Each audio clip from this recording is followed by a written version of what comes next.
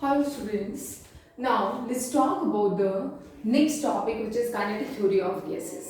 देखिए अभी तक हमने गैसेस के जितने भी लॉज पढ़े हैं, चाहे वो बॉयल्स लॉ है, चाहे वो चार्ल्स लॉ है, चाहे गेलुसाक्स है, जितने भी लॉज है वो सारे एक्सपेरिमेंटल डेटा पर बेस्ड थे। मतलब एक्सपेरिमेंटली रिजल्ट्स मिले और एक लॉ दे दिया, लेकिन इनके सपोर्ट में कोई थ्योरेटिकल मॉडल नहीं था। तो बहुत सारे साइंटिस्ट ने काम करके उसको सपोर्ट करने के लिए थ्योरेटिकल मॉडल दिया गैसेस का, and that was called kinetic theory of gases. तो काइनेटिक थ्योरी ऑफ गैसेस की वजह से उन्होंने एक मॉडल डेवलप किया गया जिसको बोला गया माइक्रोस्कोपिक मॉडल ऑफ गैस।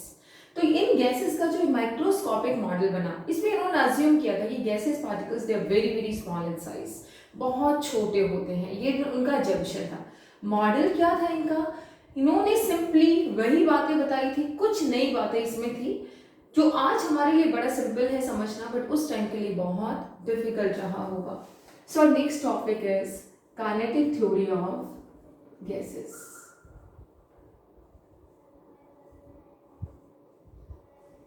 सो अगर हम बात करें काइनेटिक थ्योरी ऑफ गैसेस, तो काइनेटिक थ्योरी ऑफ गैसेस क्या है बेटा? This is a theoretical model of gases, जिसमें गैसेस को एक्सप्लेन करने की, उनकी कैरेक्टरिस्टिक्स एक्सप्लेन करने की कोशिश की थ्योरेटिकली।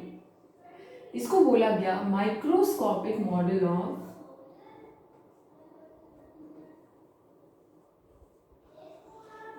Gases, right. इस थ्योरेटिकल मॉडल से हम एक्सपेरिमेंटली जो लॉज थे वो भी हम एक्सप्लेन कर सकते हैं, उनको भी जस्टिफाई कर सकते हैं। इसमें बहुत सारे साइंटिस्ट ने काम किया, Boltzmann, Maxwell, Clausius etcetera, right बेटा। तो ये है काइनेटिक थ्योरी ऑफ गैसेस। इसको अब हम डिटेल में डिस्कस करते हैं और इसमें कैसे क्वेश्चंस आते हैं। कई बार तो सिंपली आपसे पूछ लिया जाता है what is kinetic gas equation, क्या है काइनेटिक गैस इक्वेशन। कई बार आपसे पूछा जाता है काइनेटिक थ्योरी ऑफ गैसेस से बॉयल्स लॉ को डेराइव करिए, काइनेटिक थ्योरी ऑफ गैसेस से चार्ल्स लॉ को डेराइव करिए। काइनेटिक थ्योरी ऑफ गैसेस में क्या ऐसी मिस्टेक्स रही जिनकी वजह से एक जो गैसेस के बिहेवियर थे वो हर गैस पे अप्लाई नहीं हुई। सिर्फ वो ये जो थ्योरी है ये सिर्फ और सिर्फ आइडियल गैसेस के केसेस में एप्लीकेबल है। जो रियल गैसेस हैं जैसे CO2 है, N2 है, जो एक्चुअली हमारे सामने है, वो इसको कंप्लीटली फॉलो नहीं करते। तो किन अजम्पशंस की वजह से, किन पोस्टुलेट्स की वजह से वो फॉलो नहीं करते हैं। तो ये सारी चीजें हम इसमें डिस्कस करेंगे। पहले इसको समझ लेते हैं बेटा, ये थ्योरी है क्या। देखिए इन्होंने कहा कि गैसेस हैं, जैसे मान लीजिए कोई गैस किसी कंटेनर में फिल्ड है। अब गैसियस पार्टिकल्स जो है, पहली चीज अगर आप चाहे जितनी भी गैसेस ले लें, सारी की सारी गैसेस बहुत ही छोटे छोटे पार्टिकल्स से मिलकर बनी हैं जिनको मॉलिक्यूल्स बोला गया। और एक गैस के मॉलिक्यूल्स एग्जैक्टली सेम है, साइज में भी और मास में भी। तो पहला तो इनका पोस्टुलेट यही था कि जो गैसेस हैं they consist of very small particles and they are called molecules. तो ये जो छोटे छोटे से पार्टिकल्स हैं इनको क्या बोला गया बेटा? Molecules, right.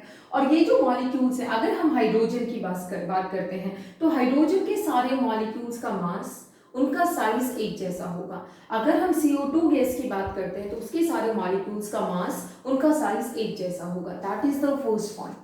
सेकेंड पॉइंट इन्होंने कहा क्योंकि इन गैसियस पार्टिकल्स के बीच में डिस्टेंस बहुत ज्यादा है। आप जैसे सपोज करिए बहुत ही little amount of gas can be filled in a room, can be filled in a auditorium. तो अगर हम बात करें इनके जो गैसियस पार्टिकल्स है, इनकी टेंडेंसी है बहुत दूर दूर रहने की।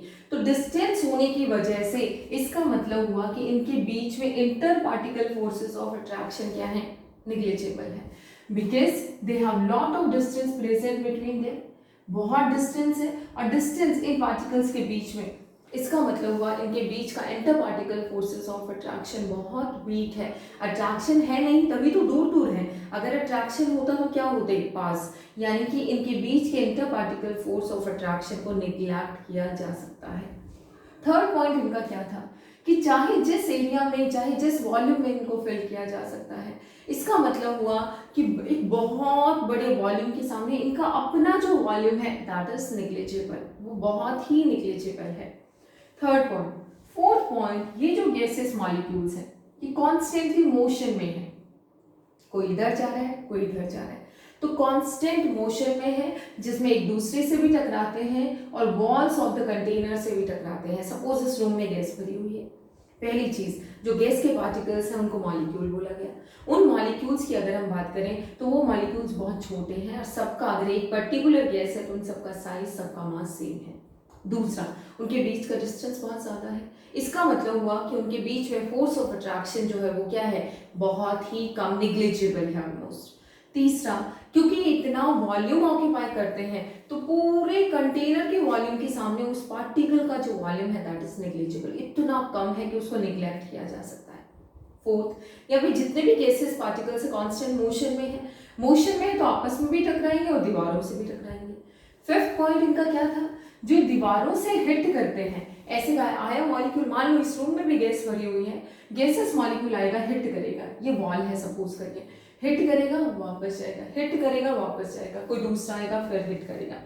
तो जो वॉल्स, कंटेनर की वॉल्स पे जो ये फोर्स अप्लाई करते हैं, हिट करेंगे डेफिनेटली फोर्स एक्सर्ट करते हैं, तो force per unit area wall के एरिया से डिवाइड कर देते हैं तो हमें क्या मिल जाता है, प्रेशर मिल जाता है।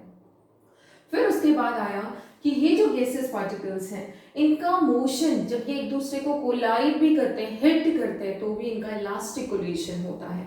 मतलब अगर हम ओवरऑल गैसेस मॉलिक्यूल्स की काइनेटिक एनर्जी देखें तो उसमें कोई चेंज नहीं आता, सिर्फ एक पार्टिकल की काइनेटिक एनर्जी दूसरे पार्टिकल को मिल सकती है। जैसे एक बहुत हाई एनर्जी से या दूसरे से टकराया, थोड़ा स्लो हो सकता है, लेकिन टोटल एनर्जी सारे पार्टिकल्स के मिला के क्या रहेगी, कंजर्व रहेगी, सेम रहेगी। सिर्फ रीडिस्ट्रीब्यूशन होगा एनर्जी में, एक का दूसरे में बेशक चला जाए, लेकिन ओवरऑल एनर्जी क्या रहेगी बेटा, कंजर्व रहेगी।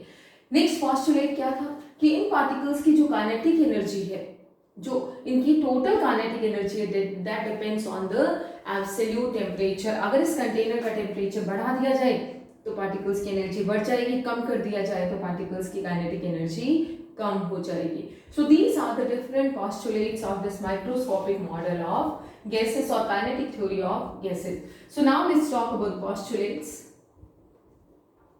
Postulates क्या हैं इनके? First postulate, all gases consist of a large number of particles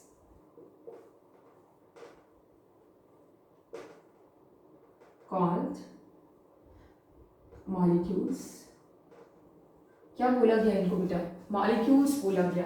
and the molecules of a gas, the molecules of a particular gas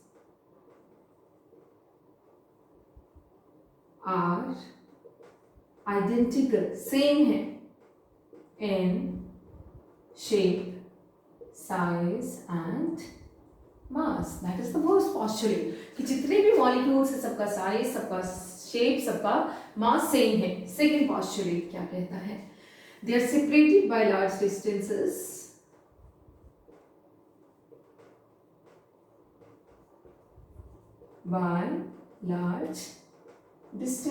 बहुत डिस्टेंसेस सेपरेटेड होते हैं, मीन्स इनके बीच में अट्रैक्शन ही नहीं है, यानी कि निग्लिजिबल अट्रैक्शन है, means they have or their interparticle forces of attraction are negligible. वो क्या है बेटा, निग्लिजिबल है। सेकेंड पॉइंट ये कहता है। थर्ड पॉइंट क्या कहता है, because of they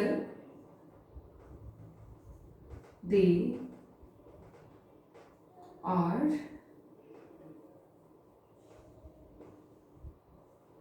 their separation is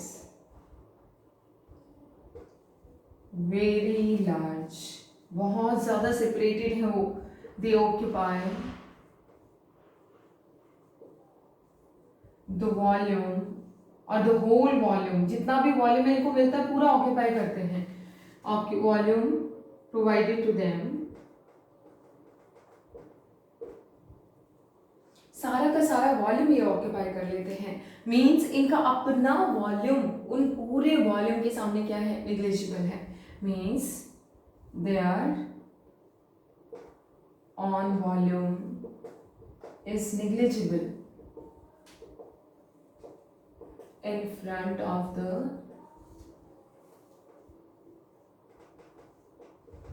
volume of the gas. Gas के वॉल्यूम के सामने उस मॉलिक्यूल का their own volume means their molecules volume, molecules own volume is negligible in front of the volume of the gas. Gas के volume के सामने क्या है बेटा, निग्लिजिबल है। So these are three postulates. तो पहले में हमने मॉलिक्यूल्स की बात की है, सेकंड में इंटरपार्टिकल फोर्सेस ऑफ अट्रैक्शन निग्लिजिबल है, थर्ड में हमने डिस्कस किया है कि जो मॉलिक्यूल्स का अपना वॉल्यूम है गैस के वॉल्यूम के सामने क्या है, निग्लिजिबल है। अब हम डिस्कस करते हैं नेक्स्ट पॉइंट इसका। नेक्स्ट पॉइंट इसका बताता है कि ये जो मॉलिक्यूल्स हैं ये कॉन्स्टेंटली किसमें होते हैं बेटा, they are in constant motion. So next point is fourth point I guess, the molecules are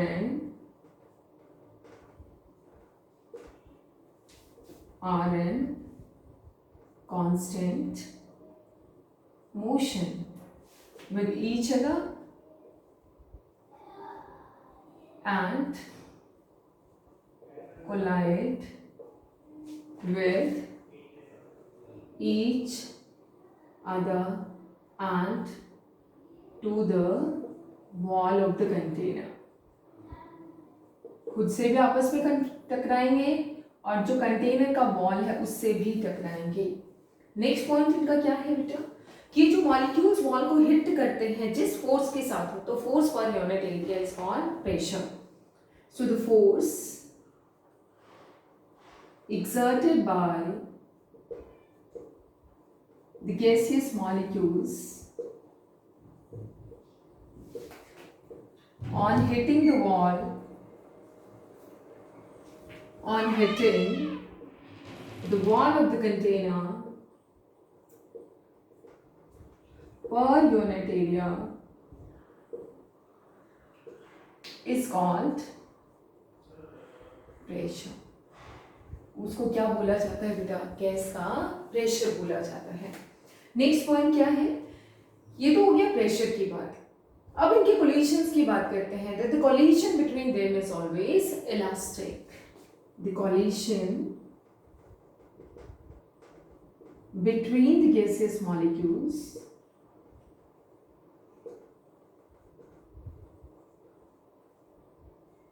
are always elastic। Elastic का मतलब ऐसा नहीं है कि वहां पे उनकी एनर्जी का लॉस हो, एक का एनर्जी दूसरे में जा सकता है, there can be redistribution of energy but overall energy remain same.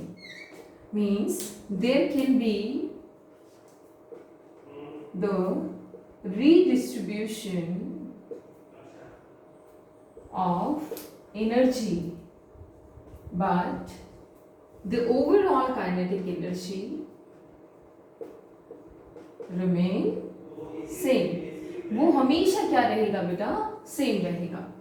And the last point is that अगर हम बात करते हैं इनकी काइनेटिक एनर्जी की, तो kinetic energy depends on temperature. Temperature बढ़ेगा तो काइनेटिक एनर्जी बढ़ेगी, टेम्परेचर कम होगा तो काइनेटिक एनर्जी कम होगी। The kinetic energy of the gaseous molecules is directly proportional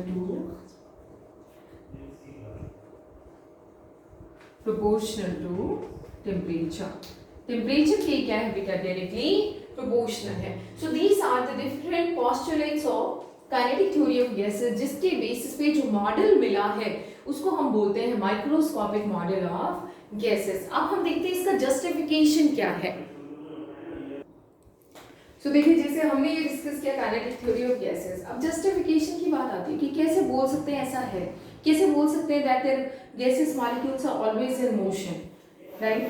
तो ये सारी चीज़ों की अगर हम जस्टिफिकेशन की बात करें तो पहली चीज़ जो हम बोल रहे हैं कि गैसेस पार्टिकल, ये जो गैसेस हैं उनके अंदर मॉलिक्यूल्स होते हैं, तो इसका क्या जस्टिफिकेशन है। इसका मतलब यही है ना कि गैसेस का पार्टिकुलर नेचर है, कि पार्टिकल नेचर ऑफ गैसेस की बात कर रहे हैं तो प्रूव्ड ही है। तो अगर हम इसकी जस्टिफिकेशन की बात करें, जस्टिफिकेशन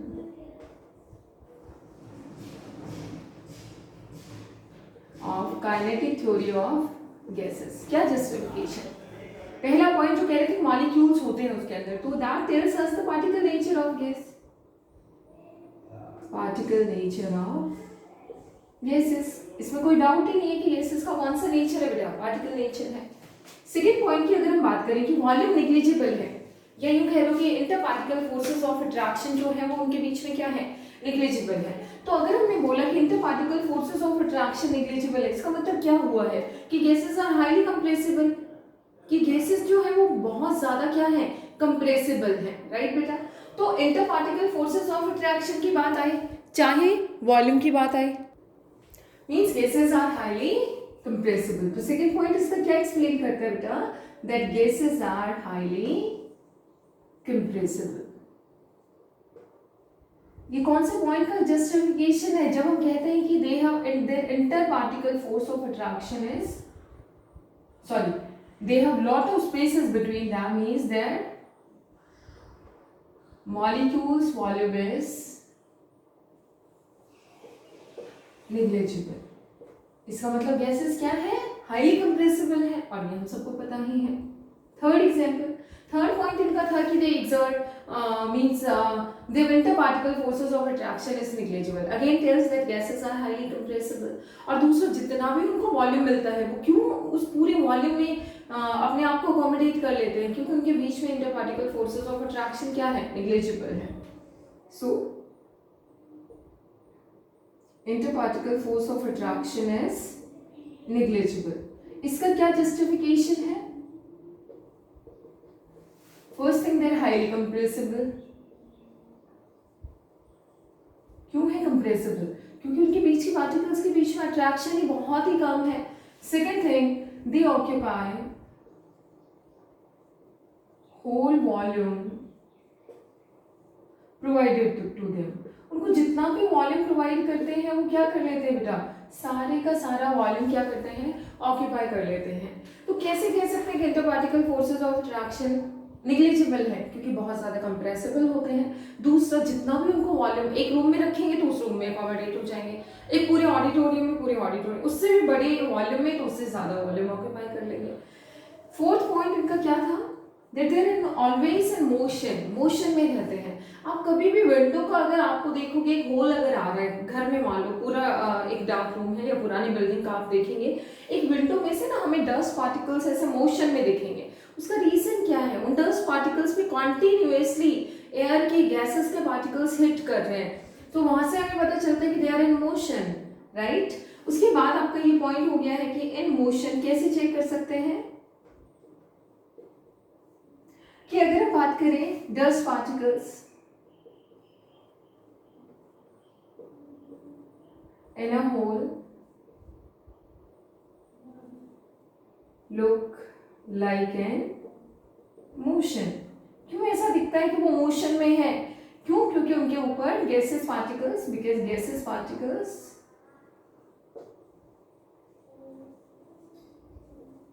हिट ऑन देम, उनके ऊपर हिट करते रहते हैं बार बार। टायर की ट्यूब का इन्फ्लेट करना, राइट, ये क्या है, ये सारी किसकी एग्जांपल्स हैं कि वो गैसेस पार्टिकल्स कॉन्स्टेंटली किसमें है, मोशन में है। प्रेशर एक्सर्ट करते हैं, इसका क्या ये है जस्टिफिकेशन है। अगर हम बलून में हवा डालते हैं तो बलून की अगर वो उसके गैसेस मॉलिक्यूल्स बलून की मान लो वॉल्स को हिट नहीं करते तो बलून फूलता ही नहीं। तो वो सारे उसकी एग्जांपल्स है कि गैसेस पार्टिकल्स जो है कॉन्स्टेंटली मोशन में मोशन में होने की वजह से वो क्या करते हैं, वॉल्स को हिट करते हैं, और जो हिट करते हैं तो वो वहां पे क्या एक्सर्ट करते हैं, प्रेशर एक्सर्ट करते हैं। नेक्स्ट आता है कि हम कैसे कह सकते हैं कि वो मोशन, मान लो इसी क्वेश्चन का आपसे आंसर पूछ लिया जाए, that the collision between, prove that the gaseous particles collision is always elastic, so their collision is always elastic। ऐसा क्यों है या ऐसा कैसे हम जस्टिफाई कर सकते हैं? अगर मान लो इलास्टिक ना होते, ये गैसेस पार्टिकल्स है, सपोज ये आपस में टकरा रहे हैं, कोई इधर जा रहा है, कोई इधर जा रहा है, कोई इधर जा रहा है, सब टकरा रहे हैं। सपोज करिए कि नॉन इलास्टिक होते, तो नॉन इलास्टिक होने का मतलब ये टकराया, अपनी एनर्जी दी, शांत हो गया, फिर दूसरा टकराया, एनर्जी दी, शांत हो गया, तो धीरे धीरे गैसेस पार्टिकल्स का मोशन का क्या हो जाना चाहिए, सीज होना चाहिए, they should become stationary. So collision is always elastic. कैसे प्रूव कर सकते हैं, because if the collisions are non-elastic, मान के चलते हैं collisions are non-elastic, मान लीजिए. तो non-elastic है, इसका मतलब क्या होगा, there will be continuous loss in energy, means continuously loss in energy on collisions. जब जब वो कोलाइड करेंगे उनकी एनर्जी में क्या होगा, लॉस होगा. लॉस होगा, सो they become stationary after some time. कुछ टाइम के बाद वो क्या बन जाएंगे बेटा, स्टेशनरी बन जाएंगे, क्योंकि एनर्जी का तो लॉस होता रहेगा. तो एनर्जी का लॉस होगा, स्टेशनरी होगा, that means they settle down. क्या हमें दिखते हैं gases particles, no, but this does not happen. ये क्वेश्चन पेपर पूछा जाता है, this does not happen. That means the collisions always, that means our assumption is wrong. Assumption is wrong. कौन सा assumption wrong है, that the motions are, the collisions are non-elastic. This implies the collisions are always elastic. Right बेटा, कि collision जो है इनके क्या है, हमेशा क्या होते हैं, इलास्टिक होते हैं. तो ये आ गया इनका justification. Kinetic energy is directly proportional to temperature, ये हम सबको पता ही है. जितना टेम्परेचर बढ़ेगा वेलोसिटी बढ़ेगी, वेलोसिटी बढ़ेगी तो क्या होगा, काइनेटिक एनर्जी ऑफ गैसेस बढ़ेगा. नेक्स्ट आता है इनका काइनेटिक थ्योरी ऑफ गैसेस, और कैसे हम काइनेटिक गैस इक्वेशन और कैसे हम काइनेटिक थ्योरी ऑफ गैसेस से बाकी सारे लॉज को डेराइव कर सकते हैं.